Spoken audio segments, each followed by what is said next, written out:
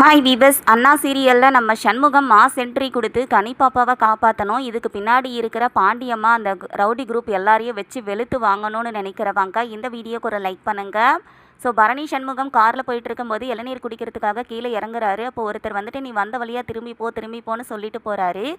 என்னாச்சுன்னு சொல்லி பரணி கேட்கும்போது என்னன்னு தெரியல, ஏதோ சாமியார் மாதிரி இருக்காரு, திரும்பி போங்கன்னு சொல்கிறாரு அப்படிங்கிற மாதிரி நம்ம சண்முகமும் சொல்லிக்கிட்டு இருக்காங்க. இன்னொரு பக்கம் கனி பாப்பா வீட்டுக்கு வரலன்னு சொல்லிட்டு எல்லாரும் டிஸ்கஸ் பண்ணிக்கிட்டு இருக்காங்க. வீராவும் கனி எங்கே போயிருப்பான்னு தெரியலையேன்னு சொல்லி ரொம்பவே பதறி போகிறாங்க. முத்துப்பாண்டி இசக்கின்னு எல்லாருமே எங்கே தான் போயிருப்பான்னு சொல்லி தேடிக்கிட்டு இருக்கும்போது ஒரு வேளை ஊட்டிக்கு போயிருப்பாளா அப்படிங்கிற மாதிரியும் யோசிக்கிறாங்க. அதுக்கப்புறம் நம்ம ரத்னா வந்து தேடியும் கிடைக்காததுனால சண்முகத்துக்கு கால் பண்ணி இந்த மாதிரி கனி பாப்பா வீட்டுக்கு வரலை இல்லை அப்படின்னு சொன்ன உடனே வண்டியை திருப்புன்னு சொல்லி வேகமாக ஆக்ரோஷமாக வந்துக்கிட்டு இருக்காரு நம்ம சண்முகம். இன்னொரு பக்கம் கனியும் ஏதாவது யோசித்து தப்பிச்சு போயிடலாம் அப்படின்னு சொல்லியெல்லாம் ட்ரை பண்ணுறாங்க. அவங்களால தப்பிக்கவே முடியல. அந்த ரவுடி குரூப்பெல்லாம் மொத்தமாக வந்து நின்றுட்டு இருக்காங்க.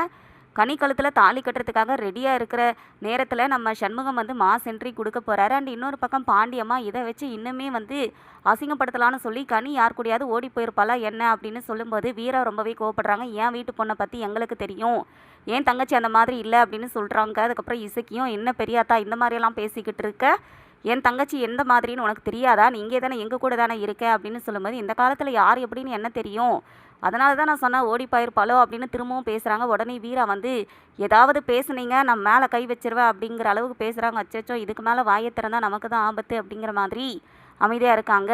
ஸோ போலீஸ் இருக்காங்க, எல்லா டீமுமே இருந்தாலுமே கூட கனி எங்கே இருக்காங்க அப்படின்னு கண்டுபிடிக்க முடியல. கண்டிப்பாக நம்ம சண்முகம் வந்துட்டு கண்டுபிடிக்க போகிறாரு.